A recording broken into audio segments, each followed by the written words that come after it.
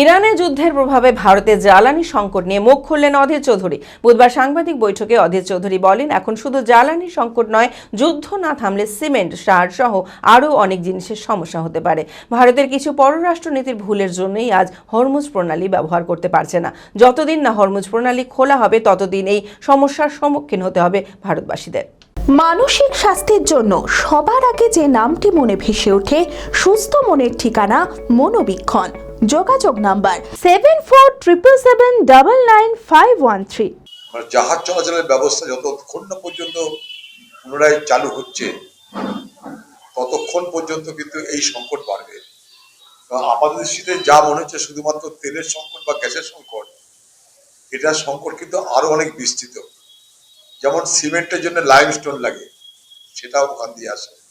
আমাদের সার, আমাদের দেশে তো সার উৎপাদন হয় না, সমস্ত সার আসে পশ্চিম এশিয়া থেকে বা অন্যান্য দেশ থেকে।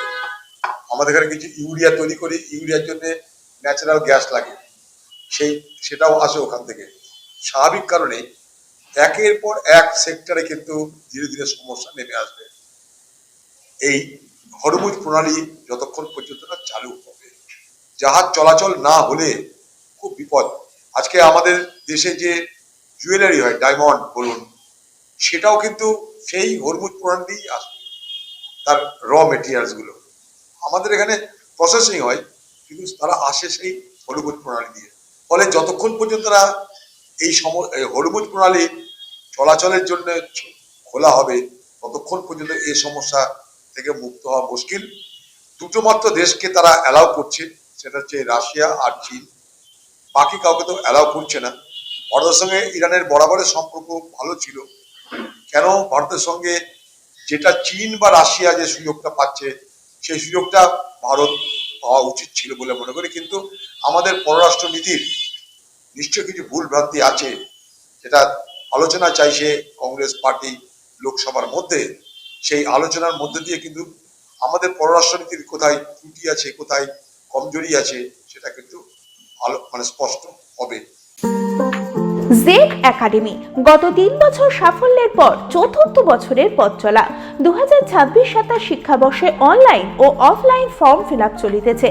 আমাদের সুবিধা ডিজিটাল ক্লাসরুম, 24 আওয়ার্স সিসিটিভি, ছেলে ও মেয়েদের পৃথক ক্লাসরুম ও হোস্টেল, নিয়মিত DDP, problem solving and doubt clearing class, কলকাতার অভিজ্ঞ শিক্ষক মণ্ডলী, স্বাস্থ্যসম্মত রুচিশীল খাবার, নিট বেসিস পড়াশোনা, কালচারাল অ্যাক্টিভিটি, গেস্ট টিচার দ্বারা মোটিভেশন ক্লাস, সবুজে ঘেরা পরিবেশে 24 ঘন্টা বিশুদ্ধ জল ও বিদ্যুৎ পরিষেবা। টার্গেট নিট 2027, অ্যাডমিশন টেস্ট আগামী 5 এপ্রিল 2026।